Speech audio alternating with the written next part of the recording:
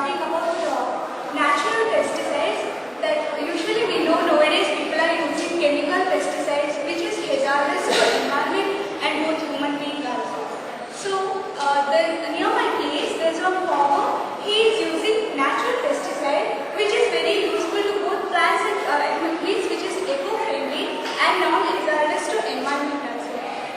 The method of preparation is like this. He uses the natural things like urine of cow and curd and bitter leaves seed. He mixes all these three things and in a tank and keep the tank aside for 1 month. After 1 month, it forms a liquid which works like a tonic, and that liquid is sprayed on the plants, and the plants will grow very healthily, and which is eco-friendly also, which gives very good food product also.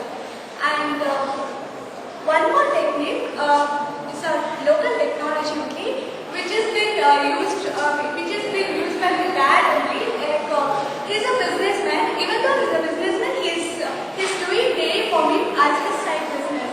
Because we know very well that nowadays milk price has been increased, and milk products are very costly also.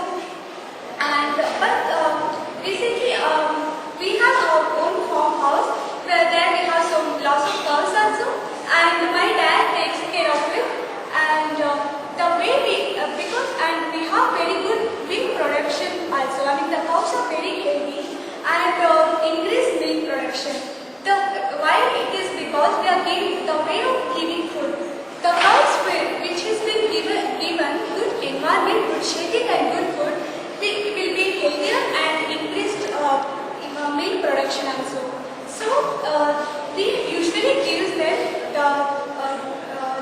green straws, the grasses, cut it into small pieces, and it is mixed with paddy husk powder and water. Then we'll give it directly to the cows. And recently, media people have come for